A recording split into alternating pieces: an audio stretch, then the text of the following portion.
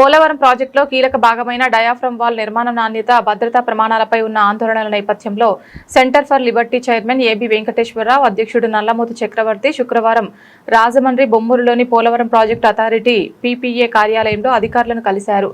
PPA chief executive Sanjay Ora, chief engineer M Ramesh కుమార్లతో సమావేశమై వారు డయాఫ్రమ్ వాల్ నిర్మాణ నాణ్యత, భద్రతా ప్రమాణాలపై తమకున్న అనుమానాలను ఆధారాలతో కూడిన లేఖ రూపంలో అధికారుల దృష్టికి తీసుకెళ్లారు.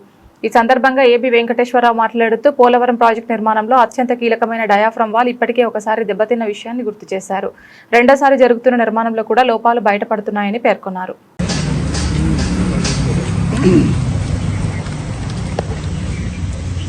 అందరికీ నమస్కారం. మే 2వ తారీఖున మేము విజయవాడలో ఒక మీడియా సమావేశం ఏర్పాటు చేసి పోలవరం ప్రాజెక్టులో ఉన్నటువంటి ఇబ్బందులు, దాని నిర్మాణంలో మేము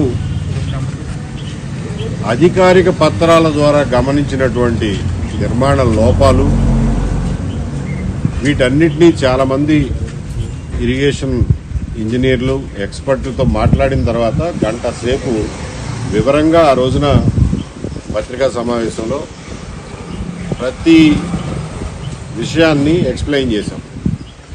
గైడ్ బండ్ గురించి, అప్రోచ్ ఛానల్ గురించి, ఈ డయాఫ్రమ్ వాల్ గురించి,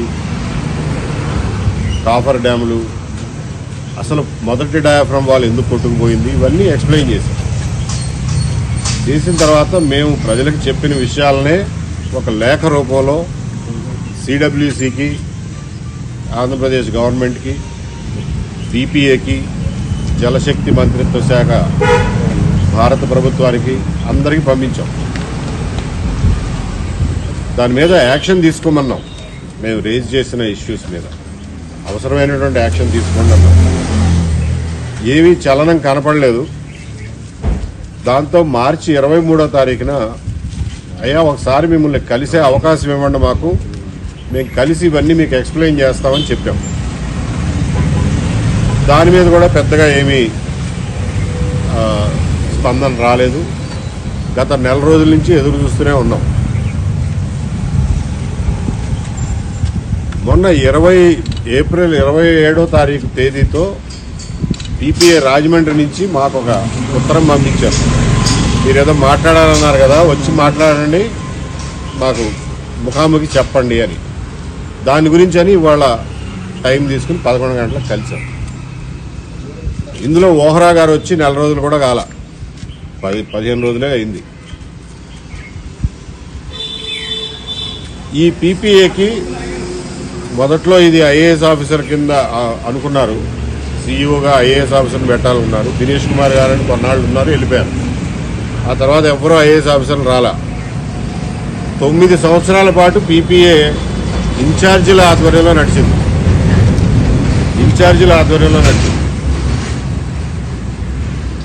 గత సంవత్సరం కిందట ఈ రూల్స్ మార్చి ఐఏఎస్ వాళ్ళు అక్కర్లేదు, టెక్నికల్ ఎక్స్పీరియన్స్ ఉన్నవాళ్ళైనా పనికొస్తారు అని చెప్పి రూల్ మార్చడం వల్ల ఈ సంజీవ్ ఓహ్రా గారిని, ఆయనకి ఈ ఫీల్డ్లో కొంత ఎక్స్పీరియన్స్ ఉంది, ఆయన్ని హిమాచల్ ప్రదేశ్ నుంచి తీసుకొచ్చి దీనికి వేశారు.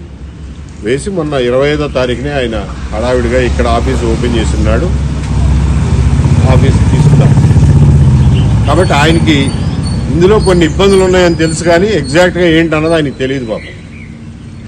అవన్నీ మేము ఓపికగా ఇవాళ ఎక్స్ప్లెయిన్ చేసి చెప్పేవాళ్ళకి.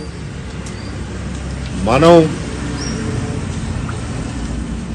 అంటే పోలవరం ప్రాజెక్టు తరఫున గవర్నమెంట్ ఆఫ్ ఇండియా అంతర్జాతీయ నిపుణుల్ని, ప్యానల్ ఆఫ్ ఎక్స్పర్ట్స్ని ఏదైతే నియమించుకుందో 2024 జూన్లో, వాళ్ళు ఇచ్చిన రిపోర్టుల్లో ఉన్న సారాంశం మేము అవన్నీ చదివాం కాబట్టి, అర్థం చేసుకున్నాం కాబట్టి, ఇరిగేషన్ నిపుణులతో చర్చించి అందులో వాళ్ళు రాసిన ప్రతి మాటకి అర్థం తెలుసుకుని ఒక అవగాహనకు వచ్చి మా అవగాహన ఆయనతో పంచుకున్నాం. ఇవాళ ఓవరాల్గా చూస్తే ఓహ్రా గారికి క్వాలిటీ విషయంలో ఖచ్చితంగా ఉండాలనే ఆలోచన అయితే ఉంది, కానీ ఇందులో ఎంత లోతుపాతులు ఎంత ఉన్నాయో ఆయనకి ఇప్పటిదాకా అవగాహన లేదు.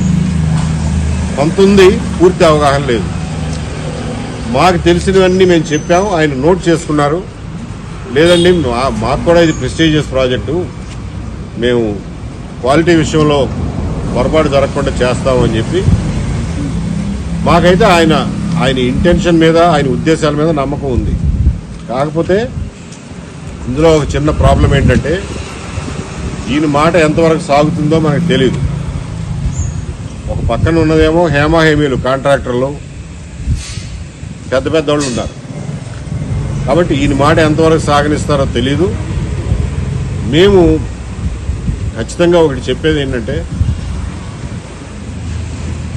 ఈ మధ్యన కాళేశ్వరం ప్రాజెక్టు దెబ్బతిన్న తర్వాత, దెబ్బతిని కూడా ఇప్పుడు దాదాపు 2 ఏళ్లు దాటిపోయింది. 23 అక్టోబర్లో దెబ్బతిన్నట్టుగా గమనించారు. రాజకీయాల్లోకి పోతే ప్రాజెక్టులు ఒకళ్ళనొకళ్ళు వేలెత్తి చూపించుకోవడం తప్ప అసలు కారణం ఏంటనేది తెలుసుకోవడం చాలా కష్టం. ఎందుకంటే అదంతా టెక్నికల్ విషయాలు ఉంటాయి. తెలిసి తెలవనోడు ప్రతివాడు వచ్చి యూట్యూబ్లోను కెమెరాల ముందు ఇష్టం వచ్చినట్టు మాట్లాడటంతో ప్రజలు కన్ఫ్యూజ్ అయిపోతారు. కాళేశ్వరం విషయంలో మేము అన్నిటికంటే ప్రామాణికమైనది ఏదంటే NDSA, national dam safety authority, వాళ్ళ రిపోర్ట్ చదివాము. PC ఘోష్ కమిషన్ నియమిస్తే ఆయన ఒక రిపోర్ట్ ఇచ్చాడు. ఆ రిపోర్ట్ మీద యాక్షన్ తీసుకోమని CBI ఎంక్వైరీకి తెలంగాణ అసెంబ్లీ రెజల్యూషన్ పాస్ చేసింది, CBIకి ఇచ్చింది. వాళ్ళేం పని మొదలట్లా. PC ఘోష్ కమిటీ చట్టవిరుద్ధం అని చెప్పి హైకోర్టుకు పోయారు. దాని మీద కొన్ని తీర్పులు వచ్చినాయి. అవన్నీ రాజకీయాలు పక్కన పెట్టండి. NDSA ఇచ్చింది ప్రామాణికం, అది టెక్నికల్గా సౌండ్, ఫైనల్. అది చదివితే మాకు అర్థమైంది ఏంటంటే వాళ్ళు ఏం చెప్పారంటే, అందులో మేడిగడ్డ ప్రాజెక్టు ఫెయిల్ అవడానికి, దాని పైన ఉన్నటువంటి సుందిళ్ళ, అన్నారం ప్రాజెక్టులు కూడా అదే పరిస్థితిని ఎదుర్కోవడానికి కారణం ఏంటంటే డిజైన్లో కొన్ని లోపాలు. ప్రాక్టికల్గా ఏం జరుగుతుందో తెలియకుండా ఓన్లీ ఏదో టెక్స్ట్ బుక్లో చేసినట్టుగా డిజైన్ చేస్తే గోదావరికి ఉన్న అప్పుడప్పుడు అది చూపించే మహోగ్ర రూపానికి టెక్స్ట్ బుక్లు ఆగవు. ప్రాక్టికల్గా చూడాలి దాని ప్రమాదం. అది చేయలేదన్నాడు. తర్వాత కట్టేటప్పుడు నిర్మాణంలో లోపాలు జరిగినాయి అన్నాడు. సరిగ్గా కట్టలేదు, కాంక్రీట్ పోసేటప్పుడు అప్పుడు సరిగ్గా చూసుకోలేదు అన్నాడు. క్వాలిటీ కంట్రోల్ సరిగ్గా లేదు అన్నాడు. క్వాలిటీ అష్యూరెన్స్ సరిగ్గా లేదు అన్నాడు. అంటే అసలు క్వాలిటీ ఎలా ఉండాలో అని ప్రమాణాలను నిర్ధారించేది క్వాలిటీ అష్యూరెన్స్. ఆ ప్రమాణాల ప్రకారం కట్టాడా లేదా అని చూసుకునేది క్వాలిటీ కంట్రోల్. రెండిట్లోనూ ఫెయిల్ అయ్యారన్నాడు. కాబట్టి ఇవాళ మేడిగడ్డని దాన్ని మళ్ళా రిపేర్ చేయొచ్చా, అసలు తీసేసి మళ్ళీ కట్టాలా, అవన్నీ తర్వాత వేరే విషయాలు. ఫెయిల్యూర్ కారణాలు NDSA చెప్పింది అది. మా భయం ఏంటంటే NDSA మేడిగడ్డ ఫెయిల్యూర్కి చూపించిన కారణాల్లో చాలా కారణాలు పోలవరం విషయంలో కూడా పునరావృతం అవుతున్నాయి. కొన్ని డిజైన్ లోపాలు కనిపిస్తున్నాయి, కొన్ని నిర్మాణంలో లోపాలు కనిపిస్తున్నాయి, కన్స్ట్రక్షన్ ప్రాక్టీసెస్లో లోపాలు కనిపిస్తున్నాయి. ఇంకొకటి కాళేశ్వరం విషయంలో ఏమన్నాడంటే, అరే మీకు ఇక్కడ తప్పు జరిగిందని తెలిసి, మీ కళ్ళ ముందు తెలిసి కూడా మీరు నివారణ చర్యలు చేపట్టలేదు అన్నాడు. దానివల్ల ఇంకా ఎక్కువ జరిగింది అన్నాడు. మీకు గుర్తుంటే 2019లో మేడిగడ్డ ప్రాజెక్టు, కాళేశ్వరం ప్రాజెక్టు అబ్బో అట్టహాసంగా అయిపోయింది అని చెప్పి కొబ్బరికాయ కొట్టారు.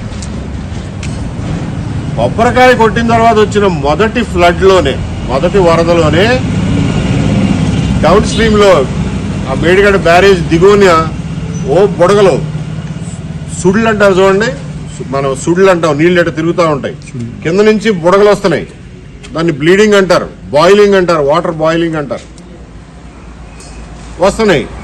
తర్వాత దాని డౌన్ స్ట్రీమ్లో కట్టిన యాప్రాన్ అని ఉంటుంది, 1 మీటర్ బై 1 మీటర్ కాంక్రీట్ బ్లాకులు అన్ని వరుసనే పొడుగబెట్టారు.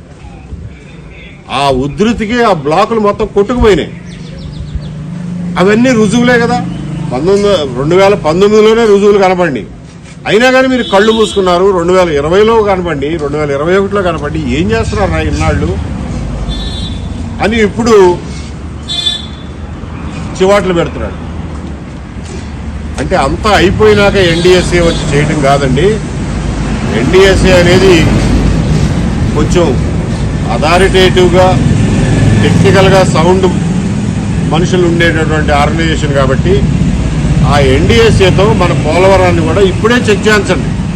ఫెయిల్యూర్ అయినాక చెక్ చేయించడం కాదు, ఏం చేసుకుంటాం ఆ తర్వాత. ఇప్పుడే చెక్ చేయించండి. కట్టిన డయాఫ్రమ్ వాల్ అవి సరిగ్గా ఉన్నాయో లేవో చూసుకోండి. డయాఫ్రమ్ వాల్ కరెక్ట్గానే ఉంది, పర్ఫెక్ట్, దీని మీద మనం ముందుకు పోవచ్చు అని వాళ్ళు సర్టిఫై చేస్తే తర్వాత దాని మీద డ్యామ్ కడదాం. తర్వాత మట్టి పోసి రాళ్ళేసి పైన డ్యామ్ కడతాం. అది చేయకుండా మనం డ్యామ్ కట్టేస్తే, లోపల ఏముందో తెలియకుండా డ్యామ్ కట్టేస్తే రేపు పొద్దున ఏం చేయలేము.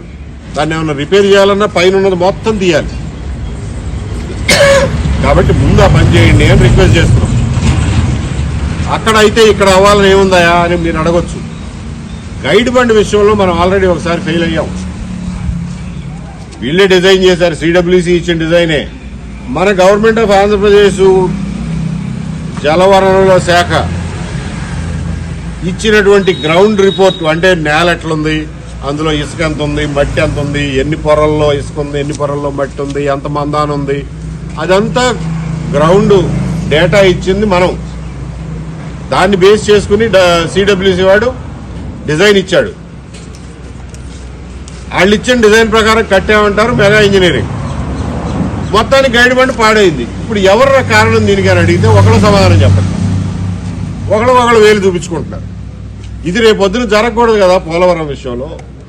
అందుకని ఒక సింగిల్ ఏజెన్సీతో మీరు దాని క్వాలిటీ, మేము బల్లగుద్ది చెబుతున్నాం, దీనికి ఏం డోకా లేదు అని చెప్పించండి. దానిపైన కట్టుకుంటా పోండి.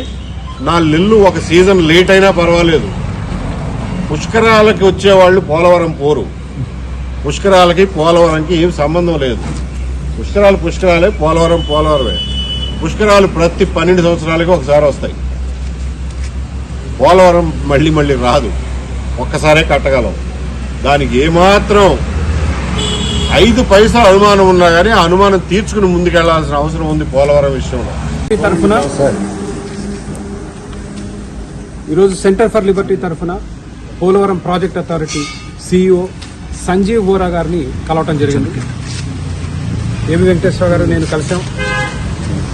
పోలవరం మీద మాకున్న అనుమానాలు, ఆందోళనలు, దాంట్లో ఉన్న ఇంజనీరింగ్ సమస్యలు ఆయన ముందుకు తీసుకొచ్చాం. ఈరోజు ప్రధానంగా ఆయన కలవటానికి కారణం, తెలంగాణలో మీ అందరికీ తెలిసిందే 1,50,000 కోట్ల రూపాయలతో కాళేశ్వరం ప్రాజెక్ట్ కట్టి అది ఈరోజు మూలపడ్డ పరిస్థితి. పోలవరం ఆంధ్రప్రదేశ్ జీవనాడి. ఈ ప్రాజెక్టు మొదటి డయాఫ్రామ్ వాల్ ఇప్పటికే ధ్వంసమైంది.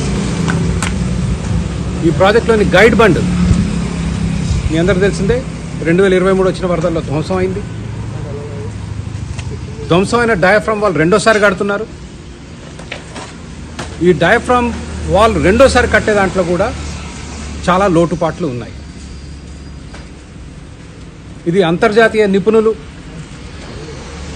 అమెరికా నుంచి, కెనడా నుంచి వచ్చిన వాళ్ళ పిఓఈ ప్యానల్ ఆఫ్ ఎక్స్పర్ట్స్ రాసిన నివేదికలు, సిడబ్ల్యూసి నివేదికలు, ఇవన్నీ ఆయన ముందుంచడం జరిగింది. ఫోటోలతో సహా డయాఫ్రామ్ వాళ్ళ లోపాలను ఆయన ముందుంచాం. మా ఆందోళన ఆయన తెలియజేశాం. Polavaram project downstream diaphragm wall Godavari నది, ఉధృతమైన గోదావరి నదిని అడ్డుకట్టగా నిలబడేది. అదే బలహీనంగా ఉంటే దాని కింద ఉండే లక్షలాది ప్రజల సేఫ్టీకి సంబంధించిన విషయం. ప్లస్ పోలవరం ప్రాజెక్టులో ఇందాక చెప్పినట్లు మొదటి డయాఫ్రామ్ వాల్, ప్రస్తుతం ఉన్న గైడ్ బండ్ ఇప్పటికే ధ్వంసం అయ్యాయి. దీంట్లో చాలా సమస్యలు ఉన్నాయి. అది ఆయన ముందుకు తీసుకెళ్ళాం. ఆయన సానుకూలంగా స్పందించారు.